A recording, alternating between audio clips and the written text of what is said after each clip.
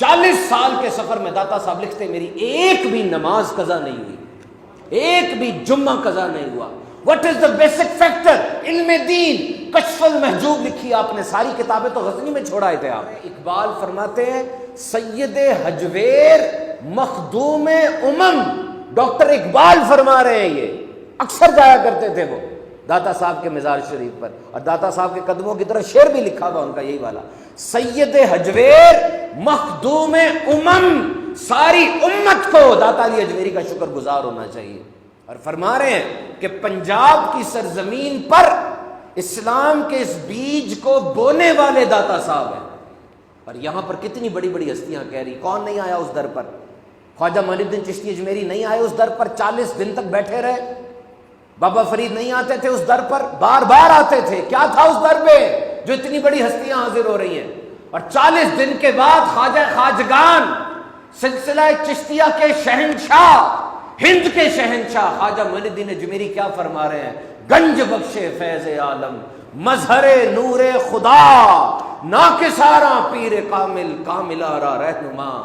ناقصوں کے تو پیر ہیں آپ، لیکن کاملوں کے بھی آپ رہنما ہیں۔ بتائیے کون کہہ رہا ہے؟ یہ کہنے والے کی زبان ہوتی ہے نا، سٹیٹس ہوتا ہے ایک۔ تو پہلی خوبی داتا صاحب کی کیا ہے؟ آپ سید ہیں، نجیب الطرفین، اماں جان کی طرف سے حسینی سادات میں سے ہے، والد صاحب کی طرف سے حسنی سید ہیں، دونوں کی آپ کو برکتیں حاصل ہیں۔ اور یاد رکھو سید انسان کبھی اپنی کوشش سے نہیں ہوتا، this is by not by choice, this is something blessed, this is something bestowed, آپ کو مل گیا۔ اب جو سید ہے اس کا احترام اور اعتزاز یہ ضروری ہے۔ داتا صاحب نے پورے نون عالم اسلام کا سفر فرمایا، آذربائیجان، تبرستان، شام، عراق، بغداد، 40 سال تک سفر کیا۔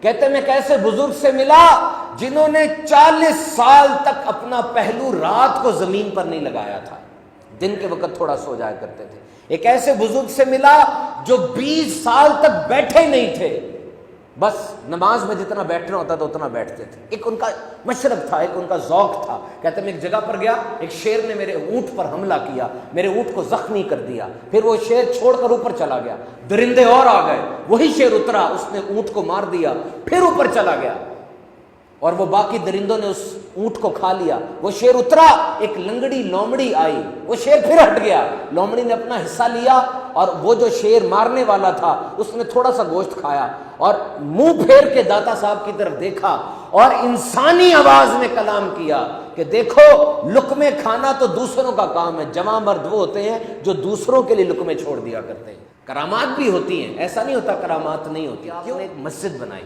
اس مسجد کا جو رخ تھا وہ قدر جنوب کی طرف تھا۔ علماء کو تشویش ہوئی، آپ نے علماء کو اپنے پیچھے بلا لیا، ایک نماز ادا کی، اور نماز کے بعد کہا آپ لوگوں کو قبلے کے حوالے سے تشویش ہے، وہ سامنے دیکھے۔ انہوں نے سامنے دیکھا، سامنے خانہ کعبہ نظر آ گیا۔ اب یہ داتا صاحب کو اپنی اس طاقت پر یقین تھا کہ اتنے حجابات ہیں لیکن میں خانہ کعبہ دیکھ بھی سکتا ہوں اور ان کو دکھا بھی سکتا ہوں۔ ایک انگریز آیا تھا، اس سے پوچھا تم نے لاہور دیکھا، بڑا کچھ دیکھا، شیش محل دیکھا، قلعہ دیکھا، یہ دیکھا، وہ دیکھا، یہ تو بتاؤ تم نے کس چیز نے متاثر کیا؟ وہ کہنے لگا میں تو حیران ہوتا ہوں، ایسے لگتا ہے کہ لاہور والوں کے دل اس ایک قبر والے کی مٹھی کے اندر ہے، ایسے لگتا ہے کہ صوفی کی قدر، اس صوفی کی عزت لاہور والوں کے دل میں جیسے ڈال دی گئی ہے۔